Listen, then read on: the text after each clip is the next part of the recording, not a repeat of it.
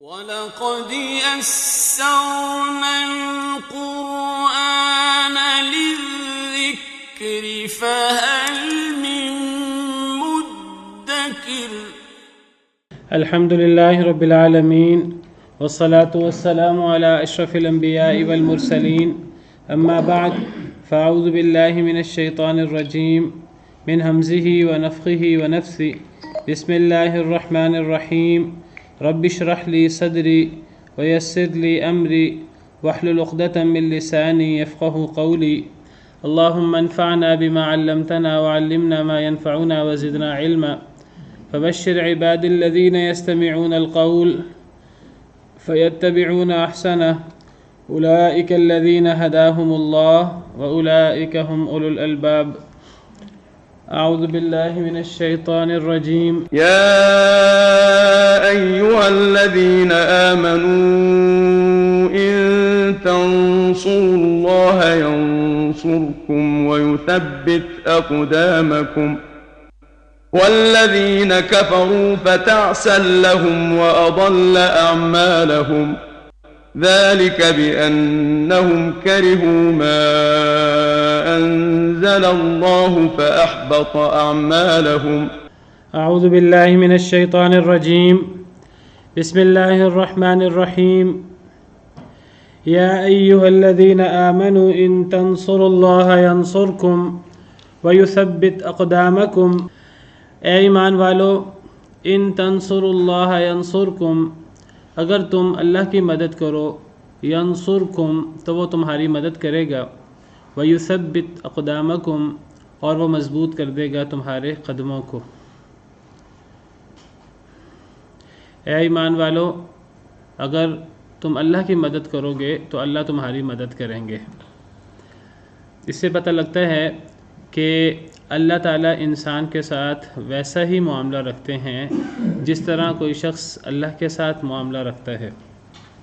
اللہ تعالیٰ عام طور پر انسان کو وہی جزا دیتے ہیں جس طرح کوئی شخص اللہ کے ساتھ معاملہ رکھ رہا ہوتا ہے، تو جیسا انسان عمل کرتا ہے تو گویا کہ اس کو اس کے عمل کے مطابق ہی جزا ملتی ہے، عمل کے مطابق ہی بدلہ ملتا ہے۔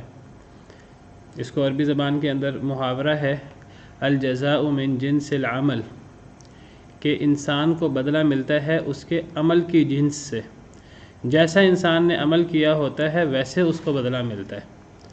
ایک انسان اچھا عمل کرے گا تو اس کو اس کے جواب میں اچھا بدلہ ملے گا، اگر ایک انسان برا عمل کرے گا تو اس کو اس کے جواب میں برا بدلہ ملے گا۔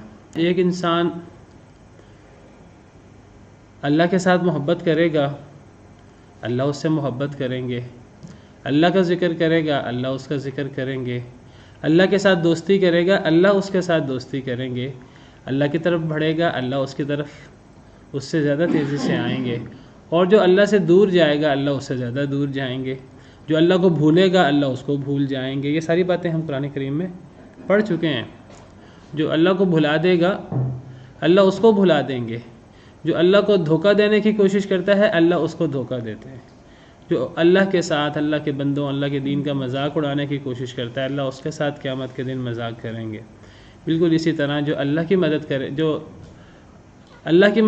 گا اللہ اس کی مدد کریں گے۔ اگر کوئی شخص چاہتا ہے کہ اللہ میری مدد کرے تو انسان کو پھر اللہ کی مدد کرنی ہے، تو بدلہ انسان کو انسان کے عمل کے مطابق ملتا ہے۔ یہ نہیں کہ انسان جو ہے وہ کانٹے بوئے اور سمجھے کہ پھول اب اگیں گے، پھول بوئے یعنی جو جیسا کام کرے گا ویسے ہی انسان کو جو ہے وہ بدلہ ملے گا۔ دنیا کے اندر اگر وہ اللہ کے حکم کے مطابق زندگی گزارے گا تو آخرت میں اس کو فائدہ ہوگا، دنیا کے اندر اگر وہ کافروں اور اللہ کے نافرمانوں جیسی زندگی گزارے گا تو آخرت میں پھر اسے اللہ کی نعمتیں کیسے ملیں گی۔ تو بہرحال فرمایا کہ اے ایمان والو اگر تم اللہ کی مدد کرو گے اللہ تمہاری مدد کریں گے۔ جس طرح انسان جیسا عمل کرتا ہے ویسے انسان کو بدلہ ملتا ہے، اسی طرح یاد رکھیے کہ انسان اللہ سے جیسی توقع رکھتا ہے اللہ انسان کے ساتھ ویسا ہی معاملہ کرتے ہیں۔ ایک انسان اللہ کے ساتھ کس قسم کا ظن رکھتا ہے، اللہ کے بارے میں کس انداز سے سوچتا ہے، اگر ایک انسان اللہ کے بارے میں یہ سوچتا ہے کہ میں اللہ سے دعا کروں گا، اللہ میری دعا قبول کر لیں گے. انسان اللہ پر حسن ظن رکھتے ہوئے، اعتماد رکھتے ہوئے اللہ کو پکارتا ہے تو اللہ تعالیٰ انسان کے اعتماد پر پورا اترتے ہیں. لیکن اگر ایک شخص اللہ کو پکارتا ہے لیکن اسے اللہ پر اعتماد نہیں ہوتا، وہ غائب دماغی کے ساتھ اللہ کو پکارتا ہے، اسے خود اپنی دعا کی قبولیت کا یقین نہیں ہوتا، ایسے لوگوں کی دعا قبول بھی نہیں ہوتی. اللہ سے جب دعا کی جائے تو یقین ہونا چاہیے اللہ تعالیٰ ہماری دعا قبول کریں گے. جس طرح حضرت زکریا علیہ السلام نے فرمایا کہ وَلَمْ أَكُمْ بِدُعَائِكَ رَبِّ شَقِيًّا، اے اللہ میں کبھی بھی آپ کو پکار کر بدبخت نہیں رہا، کبھی بھی آپ کو میں پکار کر محروم نہیں رہا. حالانکہ انسان کئی دفعہ دعا کرتا ہے، کئی دفعہ دعا ایز اٹ از پوری نہیں ہوتی، کسی اور طریقے سے پوری ہو جاتی ہے. لیکن حضرت زکریا نے جب دعا کی، بڑھاپے میں دعا کی اولاد کی، کتنی دفعہ اولاد کی، کتنی دفعہ جوانی میں بھی دعا کی ہوگی، لیکن اب اللہ نے بڑھاپے کی دعا قبول فرمائی. لیکن حضرت زکریا علیہ السلام نے اللہ سے حسن ظن کیا رکھا؟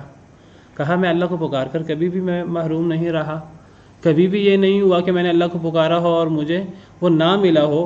وہ چیز، یہ انسان کے اپنے آپ کو سمجھانے کی بات ہے نا، وہ چیز ایز اٹ از نہ ملی ہو، کوئی اور چیز اس سے بہتر مل جاتی ہے، کوئی اس سے کوئی بڑی مصیبت ٹل جاتی ہے.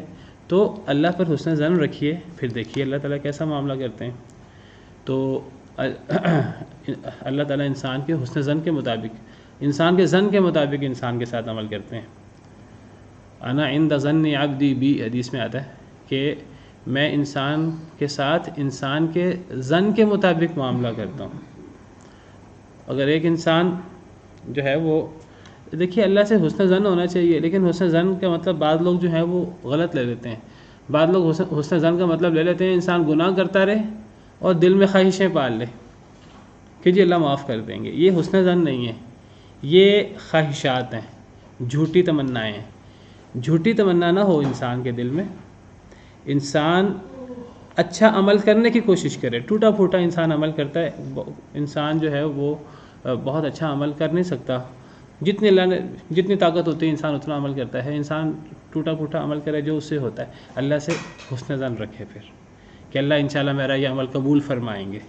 اللہ سے قبولیت کی دعا بھی کرے، حسن ظن رکھے تو اللہ انسان کے حسن ظن کے مطابق انسان کے ساتھ معاملہ کرتے ہیں. بہرحال تو فرمایا اے ایمان والو، اگر تم اللہ کی مدد کرو گے تو اللہ تمہاری مدد کریں گے.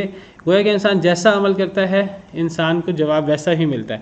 اب اگر انسان کو اللہ کی مدد چاہیے تو انسان کو کیا کرنا ہوگا؟ اللہ کی مدد کرنی ہوگی. اللہ کی مدد کیا ہے؟ اللہ کو تو مدد کی ضرورت نہیں ہے. اللہ تعالیٰ تو بادشاہوں کے بادشاہ ہیں، رب العالمین ہیں، زمین و آسمان اور ہر مخلوق کے خالق، مالک، رازق، سب کچھ، ہر قسم کی نعمت کرنے والے اللہ ہیں. اللہ تو جو ہیں وہ غنی ہیں اور سب انسان محتاج ہیں. انسان ہوں یا دیگر مخلوقات ہوں، وہ سب کے سب محتاج ہیں. یا ایھا الناس انتم الفقراء الی اللہ واللہ هو الغنی الحمید. تو اللہ تو غنی ہے، تعریف کیے گئے ہیں، اللہ کو مدد کی ضرورت نہیں ہے. پھر اللہ یہ جو فرماتے ہیں کہ اگر تم اللہ کی مدد کرو گے تو اللہ تمہاری مدد کریں گے. تو اللہ کو تو مدد کی ضرورت نہیں ہے، تو پھر اللہ کیوں فرماتے ہیں اللہ کی مدد کرو؟ اللہ کی مدد سے مراد اللہ کے دین کی مدد. اللہ کے انبیاء کرام علیہم السلام کو اللہ نے مبعوث فرمایا تاکہ وہ اللہ کے دین کو لوگوں تک پہنچائیں اور اللہ کے دین کو دنیا میں پہنچانے کی، غالب کرنے کی کوشش کریں. تو اللہ کی مدد سے مراد اللہ کے انبیاء کرام علیہم السلام کی مدد کس بارے میں؟ دین کو آگے پہنچانے میں، دین کو غالب کرنے میں، دین کو دنیا کے کونے کونے تک پہنچانے میں. یہ مراد ہے اللہ کی مدد سے. اللہ اس کو اپنی مدد قرار دیتے ہیں، حالانکہ یہ در حقیقت اللہ کی مدد نہیں ہے. یہ اللہ نے یہ در حقیقت اللہ کے دین کو غالب کرنے کی کوشش ہے جو انسان کر سکتا ہے. اور ویسے ہم نے کل ہی پڑھا کہ کوئی اللہ، یعنی نہ تو اللہ کو ہم سے اپنی مدد کی ضرورت ہے اصلاً، اور نہ ہی اللہ تعالیٰ کو ہم سے اصلاً اس بات کی ضرورت ہے کہ ہم اللہ کے دین کو غالب کریں. اللہ خود اپنے دین کو غالب کر سکتے ہیں. اللہ چاہیں تو اللہ اکیلے ہی اپنے تمام دشمنوں کو شکست دے دیں. اللہ چاہیں تو اللہ تعالیٰ جو ہیں وہ اکیلے ہی غالب آ جائیں، اللہ اکیلے جو ہیں وہ غالب آتے ہیں، اور پوری دنیا مل کر اللہ کو ذرہ برابر بھی نقصان نہیں پہنچا سکتی۔ وَهَزَمَ الْأَحْزَابَ وَحْدَهُ، اللہ گروہوں کو اکیلے ہی شکست دے دیتے ہیں۔ تو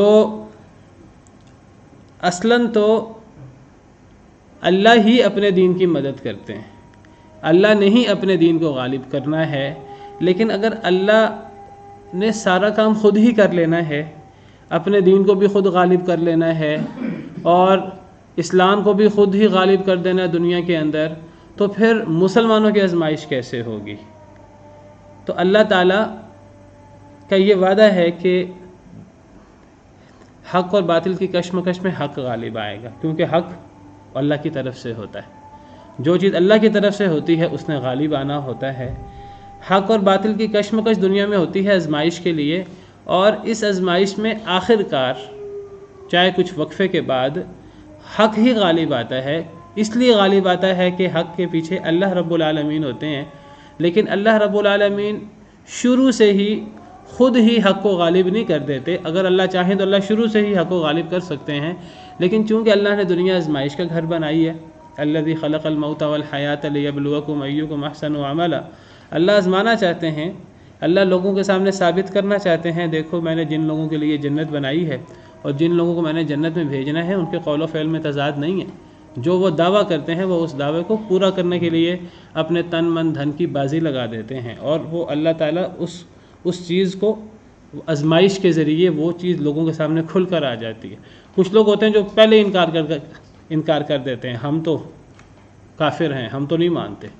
کچھ لوگ ہیں جو کہتے ہیں نہیں ہم مانتے ہیں، ہم ایمان لاتے ہیں، ہم اللہ کی باتیں مانتے ہیں۔ پھر جب آزمائش ہوتی ہے تو آزمائش میں اب یہ جو دعویٰ کرنے والے ہیں کہ ہم ایمان لاتے ہیں اللہ پر، اللہ کے رسول پر، تو اب آزمائش سے پھر ان میں نکھار ہوتا ہے کہ کون کھرا تھا، کون کھوٹا تھا، کس نے سچا وعدہ کیا تھا، کس نے دکھاوے کا وعدہ کیا تھا، کس نے منافقت کی تھی اور کس نے سچ بولا تھا۔ تو یہ کافر تو ویسے ہی واضح ہو جاتے ہیں۔ تو یہ آزمائش سے منافق اور مسلمان، سچے اور منافق لوگ، ان کا نکھار ہو جاتا ہے۔ اللہ تعالیٰ فرماتے ہیں الف لام میم احسب الناس ان یترکوا ان یقولوا آمنا وهم لا یفتنون، کیا لوگوں نے گمان کر لیا ہے کہ منہ سے آمنا کہہ دیں گے اور ان کو چھوڑ دیا جائے گا؟ ہرگز نہیں۔ وَلَقَدْ فَتَنَّ الَّذِينَ مِنْ قَبْلِهِمْ، ہم نے پچھلے لوگوں کی بھی آزمائش کی تھی، یعنی ان کی بھی آزمائش کی تھی، اب تمہاری بھی کریں گے۔ فَلَا يَعْلَمَنَّ اللَّهُ الَّذِينَ صَدَقُوا وَلَا يَعْلَمَنَّ الْكَاذِبِينَ، آزمائش کیوں ہوتی ہے؟ ضرور جان لیں گے اللہ تعالیٰ سچ بولنے والوں کو، اور اللہ ضرور جان لیں گے جھوٹ بولنے والوں کو۔ کنہوں نے سچا کلمہ پڑھا اور کنہوں نے جھوٹا کلمہ پڑھا؟ تو آزمائش سے یہ کھرا اور کھوٹا اس میں فرق ہو جاتا ہے۔ ما كان الله ليذر المؤمنين على ما انتم عليه حتى يميز الخبيث من الطيب، اللہ تعالیٰ فرماتے ہیں اللہ تعالیٰ مومنوں کو ایک حال پر کبھی بھی باقی نہیں رکھیں گے، کبھی بھی مومن جو ہیں وہ ایک حال پہ باقی نہیں رہیں گے کہ بس غالب رہیں۔ اگرچہ مومنوں کے پیچھے اللہ رب العالمین کی مدد ہوتی ہے، اسلام حق کے پیچھے اللہ رب العالمین کی مدد ہوتی ہے، تو اللہ چاہے تو حق ہر وقت جو ہے وہ غالب رہے، لیکن اللہ تعالیٰ کبھی کبھی وقتی طور پہ آزمائش بھی کر دیتے ہیں۔ تو اللہ فرماتے ہیں اللہ مومنوں کو ایک حالت پہ باقی نہیں رکھیں گے، یعنی آزمائشیں آتی رہیں گی۔ کیوں؟ حتیٰ یمیز الخبیث من الطیب، حتیٰ کہ خبیث اور طیب چیزیں الگ الگ ہو جائیں۔ خبیث کیا ہے؟ نفاق، پلید چیز، وہ الگ ہو جائے، اور طیب الگ ہو جائے، ایمان کا اور نفاق کا نکھار ہو جائے۔ تو اللہ کی مدد سے مراد اللہ کے دین کی مدد ہے۔ وہ اللہ کے دین کی مدد وہ در حقیقت وہ بھی اللہ کی مدد نہیں ہے، یا اللہ کے دین کی مدد نہیں ہے، وہ مدد بھی در حقیقت مومن کی اپنی ہی مدد ہے۔ وہ مومن اپنی یا اپنے جیسے مسلمانوں کی مدد کرتا ہے، اپنی یا اپنے جیسے مسلمانوں کے ساتھ نیکی اور تقوی پر تعاون کرتا ہے۔ یہ اصل میں وَتَعَاوَنُوا عَلَى الْبِرِّ وَالتَّقْوَى کی قبیل سے ہے، لیکن یہ اتنا عظیم عمل ہے۔ دیکھیے اللہ نے ہمیں حکم دیا ہے کہ ہم انسان ایک دوسرے کے ساتھ نیکی اور تقوی کے کاموں میں تعاون کریں، اور ہم گناہ اور زیادتی کے کاموں میں ایک دوسرے کے ساتھ تعاون نہ کریں۔ سورہ مائدہ کی آیت ہے وَتَعَاوَنُوا عَلَى الْبِرِّ وَالتَّقْوَى، نیکی اور تقوی کے کاموں میں ایک دوسرے کے ساتھ تعاون کرو، ولا تعاونوا علی الاثم والعدوان، اور گناہ اور زیادتی کے کاموں پہ ایک دوسرے کا تعاون نہ کرو۔ اب انسان کا کام یہ ہے کہ انسان نیکی اور تقوی کے کاموں میں ایک دوسرے کا تعاون کرے۔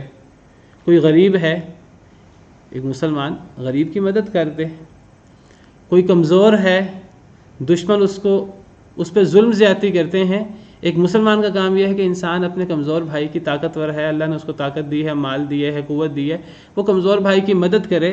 تو جہاد کے اندر بھی یہی ہوتا ہے، دین کے غلبہ کے اندر بھی یہی ہوتا ہے کہ کمزور لوگوں کی، جن پہ ظلم ہوتا ہے، ان کی مدد کی جاتی ہے۔ در حقیقت یہ تعاون علی البر والتقوی ہے، یہ در حقیقت مومن اپنا اور اپنے جیسے مسلمان بھائیوں کا تعاون کرتا ہے۔ اللہ تعالیٰ اسے اپنی مدد قرار دیتے ہیں، حالانکہ اللہ کو تو مدد کی ضرورت نہیں ہے، اللہ کی مدد نہیں ہے، یہ اللہ کے دین کی مدد ہے، اور در حقیقت یہ اپنے ہی مسلمان بھائیوں کی یہ اپنی ہی مدد ہے۔ جب انسان یہ کام کرے گا تو اسلام غالب ہوگا، اسلام غالب ہوگا تو مسلمان غالب ہوں گے، یہ در حقیقت اپنی ہی مدد ہے۔ لیکن یہ اتنا عظیم کام ہے، اللہ اس کام کی عظمت کی وجہ سے اسے اپنی طرف منسوب کر دیتے ہیں کہ یہ تم اللہ کی مدد کر رہے ہو، حالانکہ اللہ کی مدد تو نہیں ہے۔ یہ اس کو آپ اس طرح سمجھیے جس طرح اللہ تعالیٰ فرماتے ہیں کہ تم اللہ کو قرض دو۔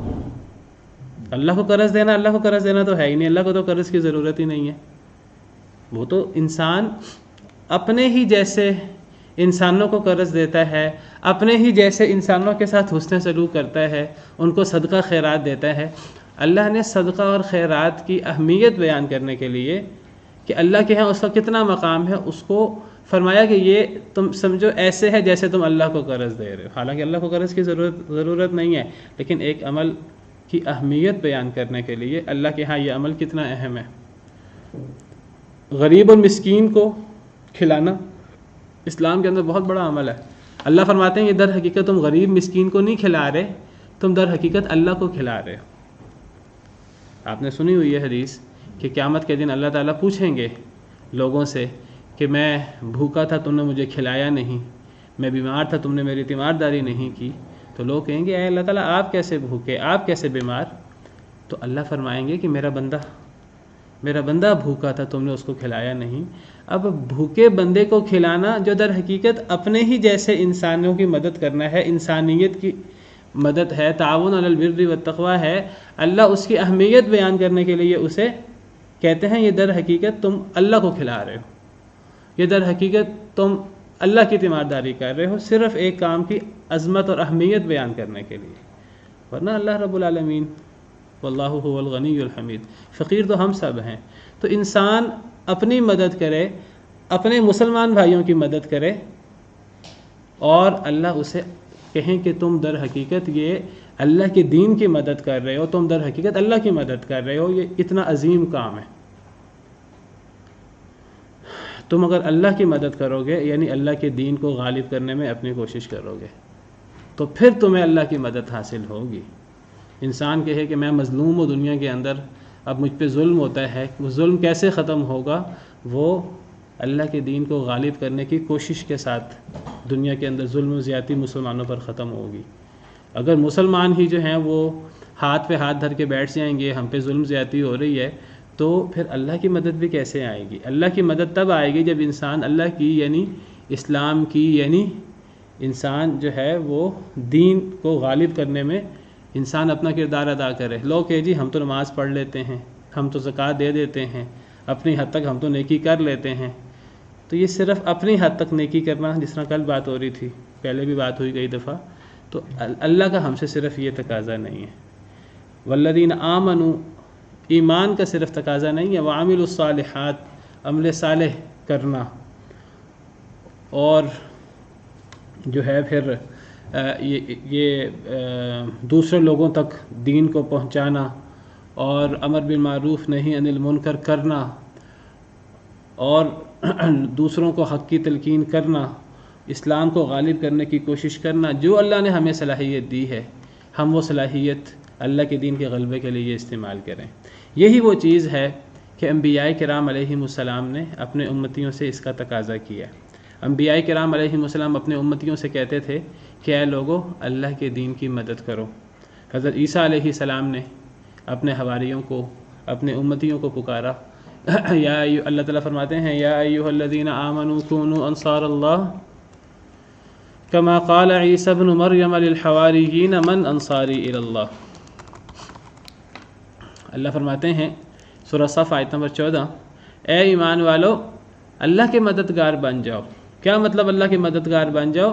کما قال عیسی ابن مریم للحواریین، جس طرح عیسیٰ بن مریم نے حواریوں سے کہا، اپنے ساتھیوں سے کہا من انصاری الی اللہ، میرا مددگار کون ہے اللہ کی طرف. تو اللہ کی مدد سے کیا مراد ہوئی؟ اس آیت کریمہ سے واضح ہوا اللہ کی مدد سے مراد ہے جیسے حضرت عیسیٰ علیہ السلام نے اپنے حواریوں سے کہا میری مدد کرو اللہ کی طرف، یعنی اللہ کے دین میں. یعنی گویا کہ اللہ کی مدد سے مراد کیا ہوا؟ اللہ کے دین کو غالب کرنا. یہ نبیوں کا فریضہ ہوتا ہے بنیادی.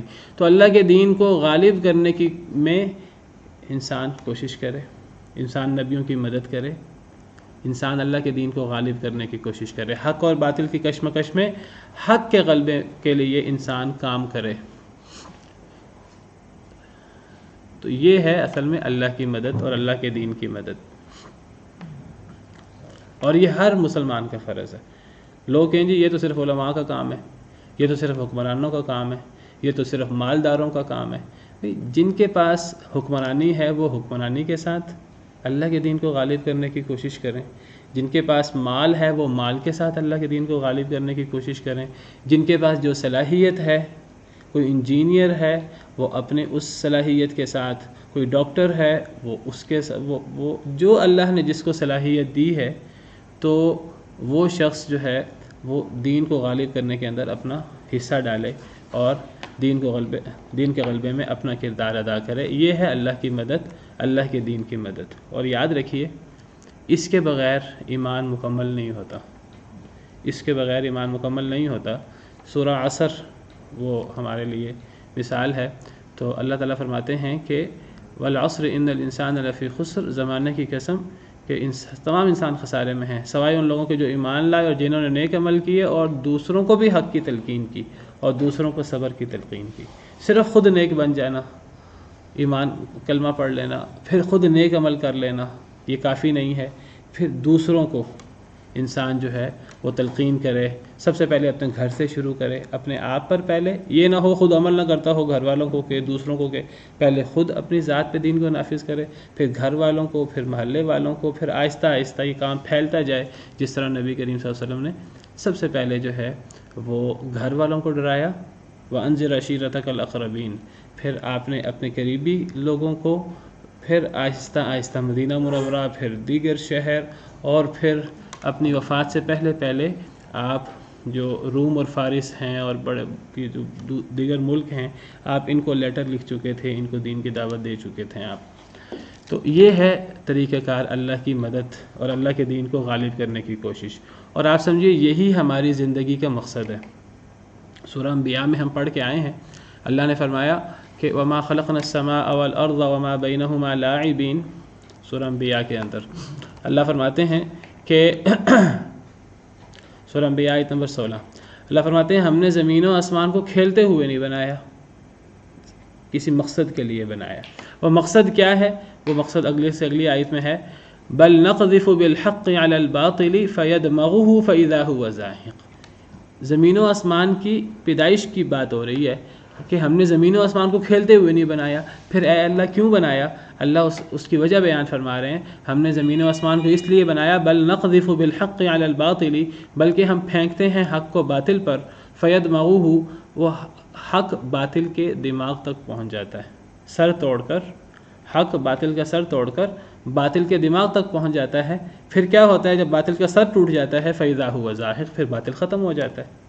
یہ ہے مقصد اس دنیا زمین و آسمان کو پیدا کرنے کا کہ حق اور باطل کی کشمکش میں اللہ نے وعدہ بھی کر دیا کہ دنیا میں حق اور باطل کی کشمکش ہوگی، خیر و شر دونوں قوتیں موجود ہیں. شیطان اللہ نے اسی لیے بنایا ہے آزمائش کے لیے، دنیا آزمائش کا گھر ہے. حق اور باطل کی کشمکش ہوگی لیکن اللہ فرماتے ہیں حق غالب ہوگا، حق باطل کا سر توڑے گا. آخر کار درمیان میں آزمائشیں آئیں گی، حق باطل کا سر توڑے گا، حق نے غالب آنا ہے. تو یہ ہے دنیا کو پیدا کرنے کا مقصد. کیا مطلب؟ یعنی اے انسانوں حق نے غالب آنا ہے. اب یہ تو اللہ کا کرم ہے اس انسان پر کہ جو انسان اس حق کو غالب کرنے میں اپنا حصہ ڈالے. حق نے تو غالب آنا ہی آنا ہے. وہ کس نے غالب کرنا ہے؟ اللہ نے اس کو غالب کرنا ہے باطل پر. اب یہ تو ایک انسان پر اللہ کا احسان ہے کہ اللہ تعالیٰ کسی انسان کو یہ اعزاز دیں کہ اللہ تعالیٰ اس انسان سے حق کے غلبے کے اندر کچھ حصہ ڈلوا دیں. تو یہ ہے ہماری زندگی کا مقصد کہ ہم خود بھی اللہ کے احکامات، اللہ کے دین کو سیکھیں، اللہ کے احکامات پر عمل کریں، اور پھر ہم دوسروں تک دین کو پہنچائیں، اور حق اور باطل کی کشمکش میں ہم حق کا ساتھ دیں. اب آج دیکھیں، آج ہمارے ہاں جو ہے وہ کس طرح خیر اور شر کی کشمکش ہے. ایک طرف جو ہیں وہ لبرل قسم کے لوگ ہیں، وہ چاہتے ہیں کہ بس اسلام اور یہ اللہ اور رسول اور یہ چیزیں جو ہیں نا، ہمیں ان کی ضرورت نہیں ہے، ہمیں آزادی چاہیے غیروں کی طرح. اور ایک طرف اچھے لوگ ہیں، وہ چاہتے ہیں کہ یہاں اللہ اور اللہ کے رسول کی باتیں ہوں، اور ہمارے ملک میں اندر کتاب و سنت کی حکومت ہو، کتاب و سنت کا نظام نافذ ہو. اب ہم نے کیا کرنا ہے اس کے اندر؟ ہم نے اس کے اندر حق کو غالب کرنے میں اپنی سی کوشش کرنی ہے. وہ تھوڑی سی کوشش بھی ہو اللہ کے ہاں بڑی قابل قدر ہے.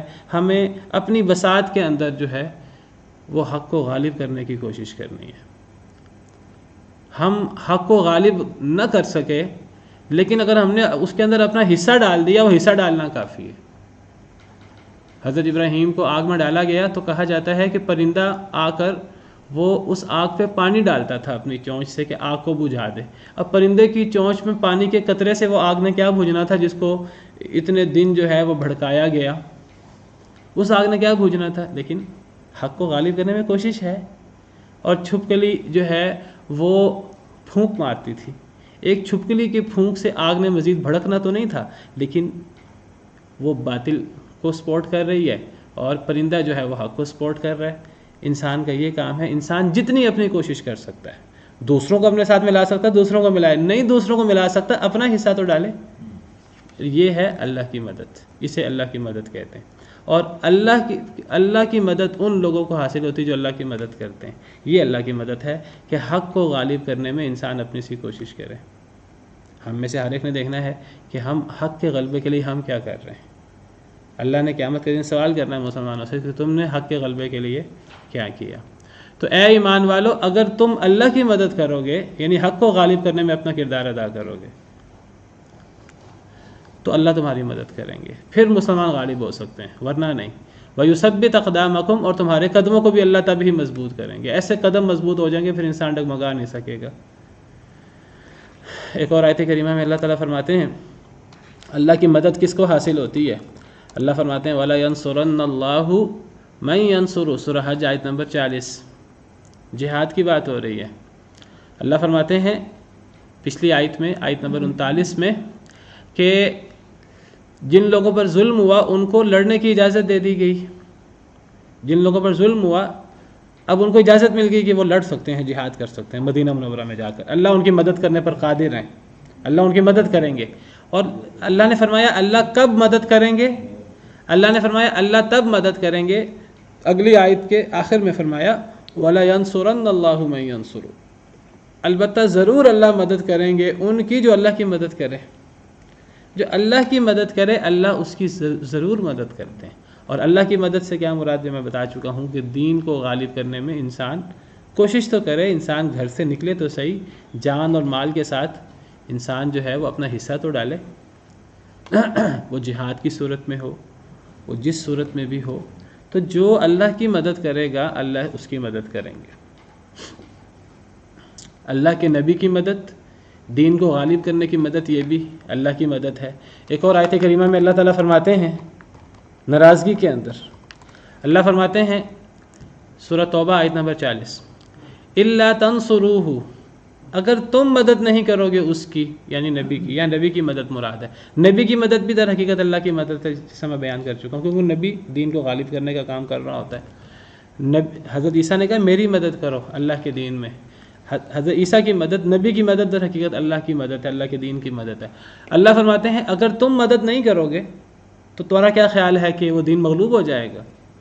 الا تنصروہ، اگر تم مدد نہیں کرو گے، فقد نصرہ اللہ، اللہ نے تو مدد کرنی ہی کرنی ہے، اللہ نے مدد کی پھر۔ اگر نبی کی مدد تم نہیں کرو گے، منافقوں کو خطاب ہے، مسلمانوں کو توجہ دلائی جا رہی ہے، اگر تم اپنی محنتوں کے اندر کمی کرو گے، منافقوں کو خطاب ہے، اگر تم مدد نہیں کرو گے تو تمہارا کیا خیال ہے کہ پھر وہ دین مغلوب ہو جائے گا، نبی جو ہیں وہ شکست کھا جائیں گے؟ نہیں، وہ کیسے ہو سکتا ہے؟ کتب اللہ لاغلبن انا ورسولی، اللہ نے بات لکھ دی ہے، میں اور میرا رسول غالب آئیں گے۔ اگر تم مدد نہیں کرو گے، اللہ نے تو مدد کی، اللہ نے تو تب بھی مدد کی جب کوئی مدد کرنے والا نہیں تھا۔ اللہ نے مدد کی اذ اخرجہ الذین کفروا، جب کافروں نے نکال دیا ان کو ان کے گھر سے، ثانی اثنین، وہ دو میں سے دوسرا تھا، دو لوگ تھے بس، پورے کافر، پورا مکہ مکرمہ مخالف۔ اذ ہما فی الغار، جب وہ غار میں تھے، اذ یقول لصاحبہ، جب وہ اپنے ساتھی سے کہہ رہے تھے، حضرت ابوبکر صدیق رضی اللہ عنہ سے، لا تحزن ان اللہ معنا، گھبراؤ نہیں، اللہ ہمارے ساتھ ہے۔ تم مدد نہیں کرو گے، اللہ نے تو اس حال میں بھی مدد کی، جب وہ دو تھے تو اللہ تعالیٰ مدد نہیں کریں گے نبی کی، دین کی؟ اللہ نے مدد کرنی ہی کرنی ہے۔ یہ تو انسان جب دین کی مدد کرتا ہے، ادھر حقیقت دین کی مدد نہیں کر رہا ہوتا، یہ تو اللہ کا انسان پر بہت بڑا احسان ہے کہ اللہ نے اسے چن لیا اس کام کے لیے، یہ اللہ نے اس دین کو غالب کرنا ہے، وہ دین نے تو غالب ہونا ہی ہونا ہے، انسان جو ہے وہ اپنا حصہ ڈال لے، یہ تو انسان کا اعزاز ہے۔ اے ایمان والو، جی اذان کا وقت ہو گیا ہے، اے ایمان والو اگر تم اللہ کی مدد کرو گے، ینصرکم، تو اللہ تمہاری مدد کریں گے، ویثبت اقدامکم، اور تمہارے قدم مضبوط کریں گے۔ والذین کفروا فتعسا لهم واضل اعمالهم، اور وہ لوگ جنہوں نے کفر کیا، فتعسا لهم، پس ہلاکت ہے ان کے لیے، واضل اعمالهم، اور اللہ ضائع کر دیں گے ان کے اعمال۔ جو لوگ کفر کرتے ہیں، اب یہ حق اور باطل کی کشمکش میں، جو لوگ باطل کا ساتھ دیتے ہیں، جو لوگ کفر کرتے ہیں اور باطل کا ساتھ دیتے ہیں، ظاہری طور پر کئی دفعہ وہ سمجھ رہے ہوتے ہیں ہم غالب آ رہے ہیں، باطل جو ہے وہ بڑا سر چڑھ کے بول رہا ہے اور ہم غالب آ رہے ہیں۔ اللہ فرماتے ہیں نہیں، کافر لوگ، ان کے لیے تو ہلاکت ہی ہلاکت ہے، دنیا میں بھی آخرت میں بھی۔ وَأَضَلَّ أَعْمَالَهُمْ، اللہ ان کے اعمال کو بھی ضائع کر دیتے ہیں۔ کوئی ان کے نیک اعمال ہوتے بھی ہیں، تو پڑھ چکے ہیں ہم کہ کافر لوگوں کے نیک اعمال ضائع ہو جاتے ہیں آخرت میں ان کو ان کے نیک اعمال کا کوئی فائدہ نہیں ہے۔ ان کے کوئی نیک اعمال اگر ہوتے بھی ہیں تو وہ دنیا کے اندر ان کو اس کی نعمتیں مل جاتی ہیں، کوئی کمی نہیں ہوتی، لیکن آخرت میں ان کے لیے کچھ نہیں ہے۔ تو ہم نے پڑھا کہ ایک مسلمان کی زندگی کا مقصد یہ ہے کہ ایک مسلمان اللہ کے دین کو غالب کرنے کے اندر اپنا کردار ادا کرے، خود بھی اسلام پر عمل کرے، اور اسلام پر عمل کرنے کے ساتھ ساتھ اسلام کو دوسروں تک پہنچانے کی اور دین کو غالب کرنے کے اندر انسان کا کردار ہونا چاہیے، ایک مسلمان کا کردار ہونا چاہیے۔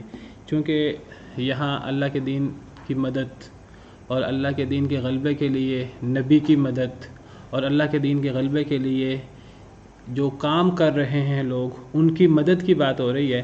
تو یہاں میں وہ مسئلہ بھی آپ کے سامنے واضح کر دوں کہ جو بعض لوگ جو ہیں وہ جب یہ بات ہوتی ہے کہ مدد مانگنی چاہیے تو اللہ سے مانگنی چاہیے، ہمیں ہمارا دین سکھاتا ہے اگر مدد مانگی جائے تو اللہ سے مانگی جائے، اللہ کے علاوہ کسی سے مدد نہیں مانگنی چاہیے۔ ہم سورہ فاتحہ میں پڑھتے ہیں ایاک نعبد و ایاک نستعین، اے اللہ تعالیٰ ہم صرف آپ کی عبادت کرتے ہیں اور ہم صرف آپ سے مدد مانگتے ہیں، اور ہمارا توحید کا، ایمان کا تقاضا یہ ہے کہ اگر مدد مانگی جائے تو اللہ سے مدد مانگی جائے۔ نبی صلی اللہ علیہ وسلم نے حضرت ابن عباس کو سکھایا تھا کہ فَإِذَا اسْتَعَنْتَ فَاسْتَعِنْ بِاللَّهِ، جب تم نے مدد مانگنی ہے تو صرف اللہ سے مدد مانگنی ہے اور کسی سے مدد نہیں مانگنی۔ قرآن کریم میں جگہ جگہ اللہ تعالیٰ فرماتے ہیں کہ ایمان والو اگر تم نے کسی کو پکارنا ہے تو صرف اللہ کو پکارو، لہو دعوت الحق، صرف اللہ کو پکارو۔ جو اللہ کے علاوہ کسی کو پکارتا ہے وہ در حقیقت شرک ہوتا ہے۔ قرآن کریم میں جگہ جگہ یہ بات موجود ہے۔ تو بعض لوگ وہ کہتے ہیں نہیں جی اللہ کے علاوہ پیر و فقیروں کو، بزرگوں کو پکارا جا سکتا ہے، پیر فقیر بھی جب وہ قبر میں جاتے ہیں وہ زندہ ہوتے ہیں، وہ فوت نہیں ہوئے ہوتے، وہ تو ان کا وصال ہوتا ہے، وہ قبر میں جا کر ان کے پاس زیادہ پاور آ جاتی ہے، زیادہ اختیار آ جاتا ہے، وہ دنیا کے اندر گھومتے پھرتے ہیں، مشکل کشائی کرتے ہیں، حاجت روائی کرتے ہیں۔ اللہ کے نبی، اللہ کے ولی، وہ کہتے ہیں ہمیں اللہ کے نبی اور اللہ کے ولیوں سے مدد مانگنی چاہیے، وہ یا رسول اللہ مدد، یا علی مدد، اور یا عبد القادر شیئن للہ، اور وہ اس قسم کی باتیں کرتے ہیں. جب ان سے کہا جاتا ہے کہ بھی مدد تو صرف اللہ سے مانگنی چاہیے، توحید کا تقاضا یہ صرف اللہ سے مدد مانگی جائے، اللہ کے علاوہ کسی سے مدد نہ مانگی جائے، وہ کہتے ہیں کہ بھائی تم کیا کسی سے مدد نہیں مانگتے؟ تم کیا اپنے گھر میں اپنے بچوں سے پانی نہیں، یہ نہیں کہہ دیتے بچوں سے کہ پانی پلاؤ، اپنی بیوی سے نہیں کہہ دیتے مجھے کھانا پکا کر دو؟ کیا کوئی غریب کسی دوسرے شخص سے مدد نہیں مانگ لیتا؟ کیا کوئی مریض کسی ڈاکٹر سے نہیں کہتا میرا علاج کرو؟ تو جب وہ سب مدد مانگ رہے ہیں تو ہم اللہ کے ولیوں سے مدد کیوں نہ مانگیں؟ وہ اللہ کے ولی ہیں، اللہ کے نبی ہیں. وہ اس قسم کا مغالطہ دیتے ہیں. تو ایک ہوتا ہے کہ کسی سے مدد مانگنا اس چیز میں جو وہ کر سکے، کسی سے مدد مانگنا ایسی مدد جو کوئی انسان کر سکے، تو یہ مدد مانگنا بالکل جائز ہے. یہ تعاون علی البر والتقوی ہے. انسان اگر وہ کوئی کام اکیلے نہیں کر سکتا، اس کو کسی کام کرنے میں مشکل پیش آ رہی ہے، اس کے پاس کوئی مشکل ہے، غربت ہے، کوئی اور مشکل ہے، وہ اپنی مشکل کو دور کرنے کے لیے اپنے مسلمان بھائی سے مدد مانگ سکتا ہے. ایسی مدد مانگ سکتا ہے جو مسلمان بھائی مدد کر سکے. اصل مسئلہ ہے کہ کوئی کسی دوسرے سے ایسی مدد مانگنا جو وہ نہ کر سکے، جو صرف اللہ کر سکے. یہ مدد مانگنا شرک ہوتا ہے اللہ کے علاوہ کسی سے. اگر کوئی غریب کسی مالدار سے کہے کہ مجھے میرا تعاون کر دو، کوئی مریض کسی ڈاکٹر سے کہے کہ میرا علاج کر دو، کوئی کسی سے کھانے پینے کی کوئی چیز مانگ لے، کوئی اپنے بھائی سے، چھوٹے بھائی سے، بیٹے سے کہہ دے کہ مجھے پانی کا گلاس پلا دو، تو یہ مدد مانگنا، یہ کوئی ایسے کاموں میں مدد مانگنا نہیں ہے جو خدائی کام ہے، جو اللہ ہی کر سکتے ہیں، کوئی انسان نہیں کر سکتا. یہ تو ہر انسان کر سکتا ہے. تو یہ تعاون علی البر والتقوی کے اندر یہ چیزیں آتی ہیں. یہ مدد تو نبیوں نے بھی مانگی ہے اپنے امتیوں سے. جس طرح میں نے بھی آپ کے سامنے آیت رکھی قرآن کریم کی، حضرت عیسیٰ نے کہا اپنے حواریوں سے اللہ کے دین میں میرا مددگار کون ہوگا؟ یعنی کیسی مدد؟ یعنی مال کے ساتھ مدد، جان کے ساتھ مدد. ایک مسلمان مال کے ساتھ بھی مدد کر سکتا ہے، جان کے ساتھ بھی مدد کر سکتا ہے، بشری استطاعت کی حد تک. نبی چھوڑے، اللہ نے مدد مانگی ہے. اللہ فرماتے ہیں اے ایمان والو اللہ کی مدد کرو، یعنی اللہ کے دین کی مدد کرو. یعنی اللہ کہتے ہیں کہ اے مسلمانوں دین کے غلبے کے لیے یہ کام کرو، ایک دوسرے کا تعاون کرو. اللہ نے خود ایک دوسرے کا تعاون کرنے کا حکم دیا ہے. ایک دوسرے کی مدد کرنا یا ایک دوسرے سے مدد مانگنا خیر اور تقوی کے کاموں میں بشری استطاعت کی حد تک، یہ تو تعاون علی البر والتقوی کی اپیل ہے. تعاون علی البر والتقوی کسی سے تقاضا کرنا اس کا بالکل جائز ہے. یہ تو شرک نہیں ہے. شرک کی بات تب آتی ہے جب ہم کسی انسان سے، کسی مخلوق سے کوئی ایسی مدد مانگیں جو اللہ کر سکتے ہیں، کوئی اور نہیں کر سکتا. ہم کسی انسان سے کہیں یا کسی ولی سے یا کسی فوت شدہ بزرگ سے، کسی نبی سے ہم کہیں کہ ہمیں اولاد دے دو، یہ شرک ہوگا. لیکن کسی سے کہا جائے، کسی زندہ انسان سے کہ جی ہم مسجد بنا رہے ہیں، اللہ کے دین کے غلبے کے لیے ہم ایک کوشش کر رہے ہیں، اس میں ہمارا تعاون کرو، یہ اللہ کے علاوہ کسی سے مدد مانگنے کے اندر نہیں آتا. یہ تو تعاون علی البر والتقوی ہے. یہ تو اللہ کی مدد، اللہ کے دین کے غلبے کے لیے اپنی کوشش، یہ تو اس کے اندر آتا ہے. تو یہ دو چیزیں بالکل الگ ہیں. ایک ہے بشری استطاعت کی حد تک کسی سے مدد مانگنا یا کسی کی مدد کرنا بالکل جائز ہے. جس سے منع کیا گیا ہے اللہ کے علاوہ کسی کو نہیں پکارنا چاہیے، وہ مراد ایسے امور ہیں جو صرف اللہ کر سکتے ہیں. ایک انسان کسی سے ہدایت مانگنا شروع کر دے، کسی کہ جی اے ہمارے بزرگ آپ مجھے میرے دل کو صحیح رستے پر گامزن کر دیں، شرک ہے. صرف اللہ ہیں جو ہمارے دل کو پھیر سکتے ہیں. کوئی انسان، کوئی نبی، کوئی ولی ہمارے دل کو نہیں پھیر سکتا. مجھے اولاد دے دیں، کوئی بندہ کسی سے اولاد مانگے، کوئی بندہ جو ہے وہ کسی بزرگ کو کسی مشکل میں پھنس گیا ہے، کسی فوت شدہ بزرگ کو، نبی کو، ولی کو پکارے کہ میری کشتی پار لگا دو، میری مدد کر دو، مجھے اس مشکل سے نجات دے دو، مجھ پہ کرم کر دو. کسی فوت شدہ بزرگ کو پکارنا شرک ہے. یہ وہ شرک ہے جس سے اللہ نے قرآن کریم میں جگہ روکا ہے. اور یہی وہ چیز ہے جو ہم سورہ فاتحہ پڑھتے ہوئے ہم اعلان کرتے ہیں مسلمان موحد لوگ، ایاک نعبد و ایاک نستعین، اے اللہ ہم صرف آپ کی عبادت کرتے ہیں اور صرف آپ سے مدد مانگتے ہیں، کسی اور سے مدد نہیں مانگتے. یعنی خدائی اختیارات والے. باقی جہاں تک دنیاوی کاموں میں، بشری کاموں میں، دین کے غلبے میں ایک دوسرے سے مدد مانگنا، ایک دوسرے کی مدد کرنا، وہ تو تعاون علی البر والتقوی ہے. وہ تو اللہ نے کہا ہے کہ اللہ کے دین کی مدد کرو، اللہ کی مدد کرو. تو فرمایا کہ مومن تو اللہ کے دین کو غالب کرنے میں اپنا کردار ادا کرتا ہے، اللہ کے دین کی مدد کرتا ہے. جو اللہ کے دین کی مدد کرتا ہے اللہ اس کی مدد کرتے ہیں، اس کے قدموں کو مضبوط کرتے ہیں. اور فرمایا کہ جو یہ کام نہیں کرتا، جو کافر ہے، والذین کفروا فتعسا لہم، اور وہ لوگ جنہوں نے کفر کیا ان کے لیے ہلاکت ہے، تباہی ہے. وَأَضَلَّ أَعْمَالَهُمْ، اور اللہ ان کے اعمال بھی ضائع کر دیتے ہیں. اعمال سے مراد نیک اعمال ہے. کوئی نیک اعمال ان کے ہوتے ہیں تو وہ آخرت میں ان کو ان کے نیک اعمال کا کوئی فائدہ نہیں ہے. ذَلِكَ بِأَنَّهُمْ كَرِهُوا مَا أَنزَلَ اللَّهُ، یہ اس لیے ہے، کیا کس لیے ہے کہ کافر کے لیے ہلاکت کیوں ہے، کافر کے نیک اعمال اللہ کیوں ضائع کرتے ہیں؟ یہ اس لیے ہے کہ انہوں نے ناپسند کیا اسے جو اللہ نے نازل کیا. کافر لوگوں کے نیک اعمال اس لیے ضائع ہو جاتے ہیں کہ کافر لوگ ما انزل اللہ کو ناپسند کرتے ہیں. ما انزل اللہ کیا ہے؟ قرآن، اللہ کی وحی، حدیث مبارکہ، سنت. کافر لوگ قرآن و سنت کے احکامات کو، اللہ کی طرف سے اترنے والی وحی کو ناپسند کرتے ہیں، نہ اس پر ایمان لانا چاہتے ہیں، نہ اس کو ماننا چاہتے ہیں، نہ اس پر عمل کرنا چاہتے ہیں. وہ ناپسند کرتے ہیں، وہ چاہتے ہیں کہ دنیا سے قرآن اور سنت اور ان چیزوں کو ختم کر دیا جائے. وہ ما انزل اللہ کو ناپسند کرتے ہیں. جو ما انزل اللہ کو ناپسند کرے فاحبط اعمالهم، اللہ اس کے اعمال ضائع کر دیتے ہیں، اس کا کوئی نیک عمل اسے فائدہ نہیں دے سکتا آخرت میں. پیچھے بھی اللہ نے فرمایا کہ نیک لوگوں کے، برے لوگوں کے، کافروں کے اللہ نیک اعمال ضائع کر دیتے ہیں، اور نیک لوگوں کے اللہ تعالیٰ برائیاں ختم کر دیتے ہیں. برے لوگوں کے نیک اعمال ختم کر دیتے ہیں آخرت میں، اور نیک لوگوں کے برے اعمال اللہ ختم کر دیتے ہیں آخرت میں. اور پیچھے اللہ نے اس کی وجہ یہ بیان کی تھی کہ اس کی وجہ یہ ہے کہ کافر لوگوں نے باطل کی پیروی کی اور مومن لوگوں نے حق کی پیروی کی. جو باطل کی پیروی کرے اس کے نیک اعمال بھی ضائع ہو جاتے ہیں. جو باطل کی مدد کرے، باطل کی پشت پناہی کرے، باطل کی پیروی کرے، اور جو حق کی پیروی کرے، میں نے کہا دنیا نام ہے حق اور باطل کی کشمکش کا. اب ہم نے اپنے زبان سے، اپنے ہاتھ سے، اپنے عمل سے، اپنے دل سے حق کی تائید کرنی ہے، حق کی پیروی کرنی ہے. جو حق کی پیروی کرے گا، حق کے پیچھے لگے گا، اس کے برے اعمال بھی اللہ مٹا دیں گے قیامت کے دن. اور جو باطل کے پیچھے لگے گا، باطل کی پیروی کرے گا، اللہ اس کی نیک اعمال قیامت کے دن مٹا دیں گے. تو یہاں اللہ تعالیٰ فرما رہے ہیں کہ کافروں کے نیک اعمال ضائع ہونے کی وجہ یہ ہے کہ وہ ما انزل اللہ کو ناپسند کرتے ہیں، کتاب و سنت کو وہ ناپسند کرتے ہیں.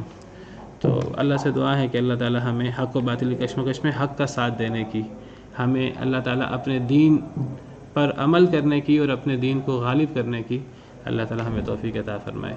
وآخر دعوانا ان الحمد للہ رب العالمين.